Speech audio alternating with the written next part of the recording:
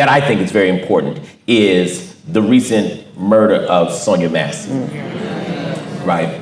Which, of course, is not just the murder. It's so unbelievably, blatantly, senselessly insane, right? It's just so absolutely, positively crazy.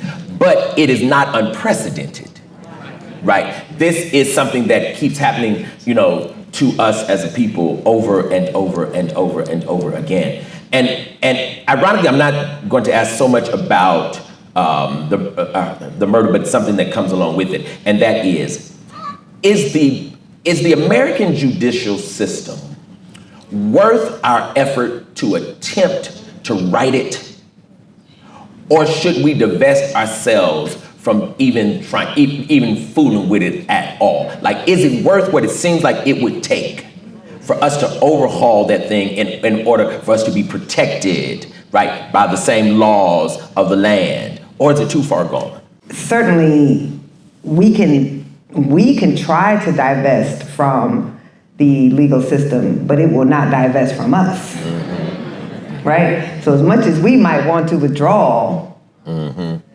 it's still going to be impacting us. Right. It's still going to be used. We know, like, you know, if you read the book, there's 2 chapters. One is on fear, and one talks about how our legal system was set up for that moment. Yes. Right? The fear of, it's called fear, but it's not about Black people's fear of the police or Black people's fear of vigilante justice. It's about the fear that white people have that lead them to be violent against us because they are afraid. And that is going to exist whether we divest or invest in these systems. Good point. One thing that I understand, you know, we are 13% population in the country that enslaved our ancestors. Right. In the population of in a country that until 10 years before I was born committed legal apartheid against us, right? I was born 10 years after the passage of the great civil rights legislation, so a decade before my birth, most of my, you know, father's young adult life. You could discriminate against me and everyone who looks like me just because our ancestors were enslaved in everything, in housing and education and employment and voting legally. Right? So this is our country, which means to be Black in America will be the struggle. That's just the truth. Of the day. Yeah. And there's no sugarcoating it. To be Black in America will be to struggle. Right. And part of that struggle is the continuing struggle to convince enough white folks that the country we have is not the country we have to have. Right. Anything that we're able to obtain, it can only be obtained by convincing enough white folks to join us in the fight. That is an untenable position, but that is a position we are in. So I don't think it's possible to withdraw. I don't think it's possible to cede the fight to make these institutions treat us in our full humanity, because they are going to be engaging with us whether we fight them or not. That's good. And one thing that I understand about Black folks is that our very existence is testament, right, to fighting against impossible odds. Yes. To making that which seems impossible manifest. Absolutely. That is what we have done. There's no reason Frederick Douglass in 1855 could have believed that he could see the end of slavery and help bring that about, but he did. There's no reason that Rosa Parks or Fannie Lou Hamer or Reverend Shuttlesworth could believe, right, in 1955 that they could end racial apartheid in the United States, but they did. But a lot of death had to lead to that. A lot of us didn't make it to those moments, but we have to fight these institutions to bring about the country that we all deserve, because what choice do we have? So I don't think we can ever withdraw. I think we're always going to have to be in this struggle and struggling against institutions that were not made for us. I'm afraid we are in for some very dark days. There is going to be a continuing struggle, but one thing we know is nothing is inevitable. That the country we have is going to be the country that we choose to have. And that even if we feel like we don't have power, we do. Because if they didn't think that we didn't have power, they wouldn't be working so hard to keep us down. Basically, what I'm arguing is we have allowed conservatives and even some progressives who think they're on our side to really co-opt the language of racial justice, to co-opt the language of color blindness and use it against us, of equality and use it against us, in a way that cements racial disadvantage and doesn't allow us to do any race-specific programs to actually help black people get over 350 years of race-specific policy. So what I'm arguing is a reclamation of not thinking about affirmative action as being about some diversity program. Affirmative action was a racial justice program that was designed to affirmatively help black people who had been affirmatively held back by our society. We need to go back to that. We need to stop using the language of people of color. It's okay to be inclusive, but that has come at the expense of descendants of American slaves. I know, I believe that. Yes, ma'am. So, what I'm trying to argue is that we get back to thinking about these programs as not being about race, right? The Supreme Court has said we can't use race, but about lineage. That when we had the Freedmen's Bureau, it wasn't a racial program, it was a program to help people whose ancestors had been enslaved. And we need to start using that same language around affirmative action. So that's what I'm arguing. If Harvard University can have a lineage-based program that's called Legacy, which is a lineage-based program. That's right. Then why can't we have a lineage-based program based on your ancestors were enslaved in the United States? So that's our argument. So I'm spending way too much time on there trying to call out our profession for its continuing failures to properly report on the moment that we're in. You know, we have this false notion that journalism has to be balanced.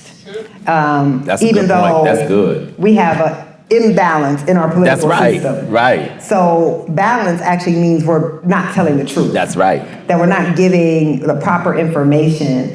And so often, you know, we have not to this day figured out how to cover Trump. We don't know how to cover someone who lies constantly. Who won't adhere to any political norms, against a guy who is normal. That's right. And it's not saying you don't critique the other administration. You do. That's our job. But you cannot equate these two things. So I think that we are failing in this moment, and we fail to the detriment of our country.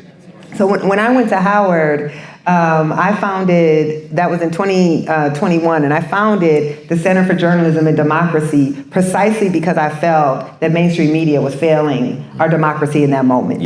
Our founders were deeply problematic, but one thing they got right was understanding a free society must have a free press. That you have to have an educated population if we are going to pick our leaders. And when you don't have an educated population, you get Trump. That's right. And I don't mean educated as if, you know, the way we have caricatured the Trump supporter, because they are not, you know, poor white people in Appalachia. These are billionaires, These are highly educated people. Absolutely. Who don't actually understand the truth about the country that they're in, So I think we have to do so much better. Like, journalism is the firewall to the democracy. I believe that.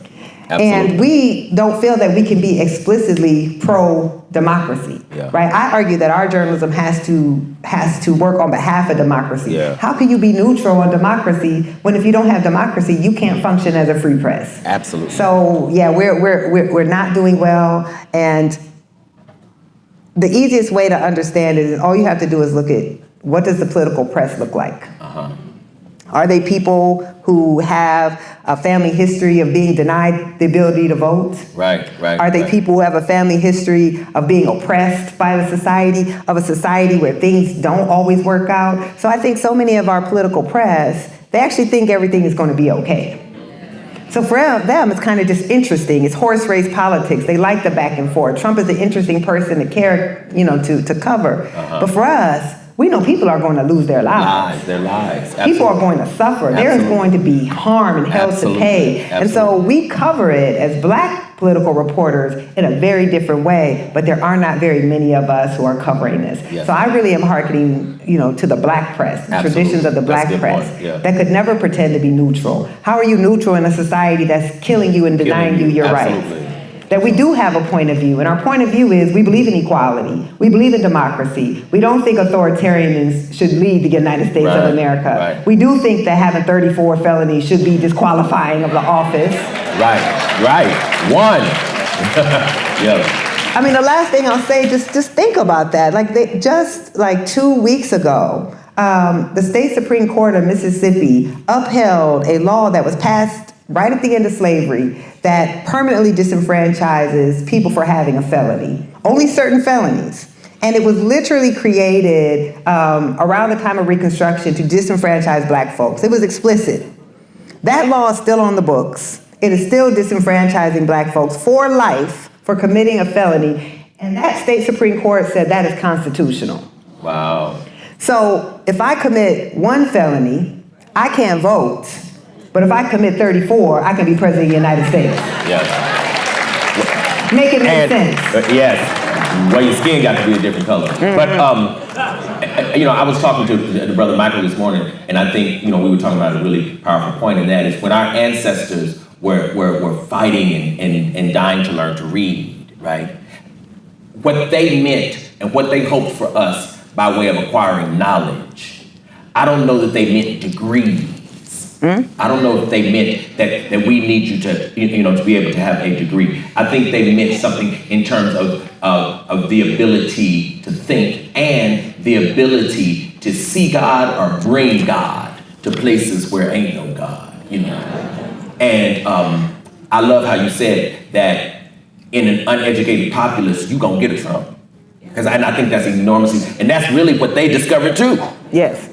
Yeah. A lot of times in our communities when they see a Black child who has a spark or they think that child has a particular potential, we get a very dangerous message from our community. And the message that we get is, get your education and get out of here.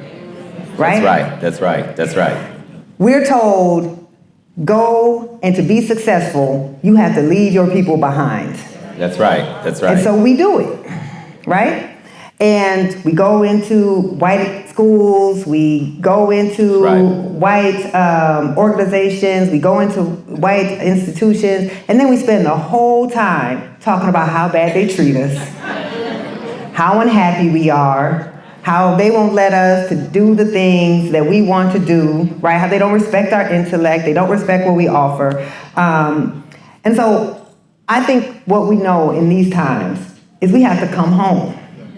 That we can't be the people who define success That's right. by leaving the rest of our folks behind, right? So we do need to invest. We do need to invest in our own institutions. I am personally on a Black institution building moment in my life, right? I went to Howard on purpose. I live in a Black neighborhood on purpose. I send my daughter to low-income Black schools on purpose, right? These are choices that we can make because we can either leave our community and then shake our heads about why is our community still suffering? Why aren't people doing what I did? Or we can go back home and we can be a door opener for our own folks. I'm not afraid of my people. That's right.